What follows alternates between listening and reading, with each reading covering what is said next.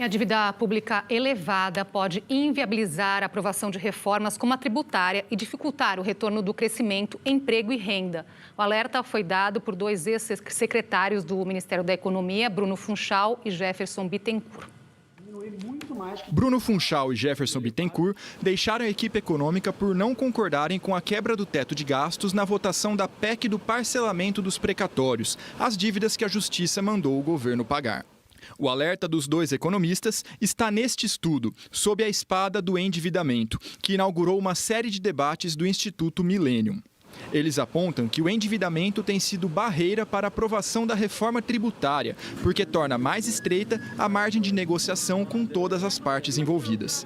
No texto, os dois ex-auxiliares do ministro da Economia, Paulo Guedes, chamam a atenção para o fato que a dívida pública do Brasil está, em média, 60% acima dos países considerados emergentes pelo Fundo Monetário Internacional, o FMI.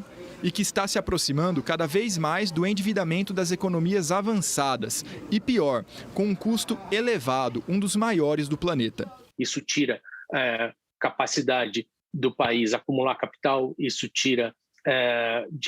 gera dificuldades para as pessoas se financiarem no mercado, isso aumenta a taxa de juros, isso pode inclusive levar a mais inflação. Todos esses componentes diminuem o chamado PIB potencial, e que significa a capacidade do país apresentar uma boa performance econômica, gerar emprego, diminuir pobreza. A pandemia aumentou o endividamento de grande parte dos países, que foram obrigados a gastar mais para conter a crise sanitária.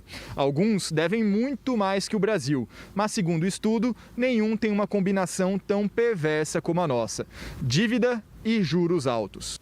Em 2012, a dívida bruta do governo brasileiro era de pouco mais de 60% do PIB, o Produto Interno Bruto. De lá para cá, ela cresceu, chegou a quase 100% em 2020. Atualmente, está na casa dos 80%. Faz com que o governo esteja competindo com o pequeno empresário, com o empreendedor, pelo mesmo volume de recursos, que é a poupança gerada pela população. Essa competição é muito desigual, porque o Estado tem um nível de risco mais baixo, o que faz com que um empreendedor, para viabilizar o seu projeto, precise pagar taxas de juros mais altas. E quando a gente tem uma dificuldade nesse campo, a gente tem dificuldade de gerar emprego, a gente tem dificuldade de gerar produtos mais baratos, a gente tem dificuldade de crescer. E a reforma tributária, que há tanto tempo se fala, vamos passar mais um ano sem que ela essa aconteça daí, desde o Pedro Álvares Cabral, desde o dia 22 de abril de 1500. A questão que se coloca, para ser muito sintético, é que não há governo. Qual é o programa econômico do governo para 2022? Ninguém sabe. Aonde está o ministro da Economia?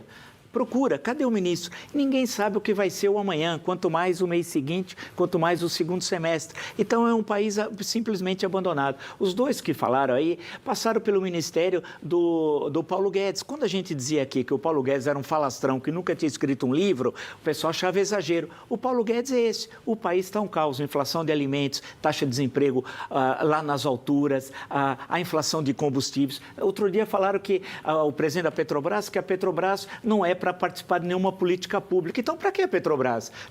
A Petrobras é para participar de política pública. Ela tem uma cadeia no campo da produção que ela representa muitas vezes 5% do PIB. Isso é importantíssimo, né? Então, é o caos. Não tem ninguém com mínimo de competência e responsabilidade republicana. É um país abandonado, infelizmente. Qual que deveria ser a prioridade agora? Agora é gerar empregos, né? É urgente. A economia precisa voltar. Mas lembra que o Paulo Guedes falava em recuperação em V. Cadê a recuperação em V?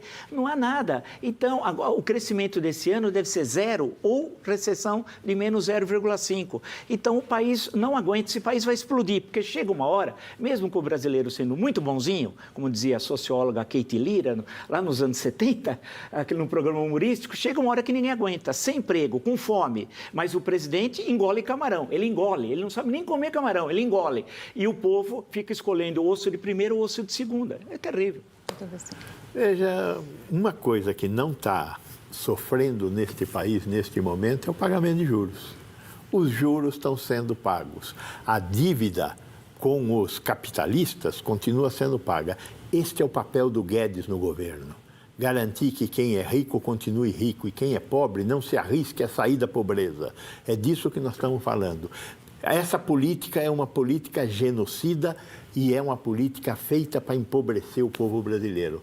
Nós nunca discutimos o teto. Por que a gente não discute o teto? Sem discutir o teto, nós não vamos ter alternativa a não ser exclusivamente pagar juros. Que mudança deveria existir nesse sentido do teto? Nós temos que abrir o teto e temos que discutir uma política pública de investimento para gerar empregos. Sem empregos, nós não tiramos as pessoas da pobreza. Sem emprego, nós vamos ter o que nós estamos tendo: fome. O brasileiro está passando fome, porque não tem política pública, não tem emprego, mas para pagar juros não falta um tostão. 2 trilhões de reais por ano de juros estão sendo pagos. E logo após o Jornal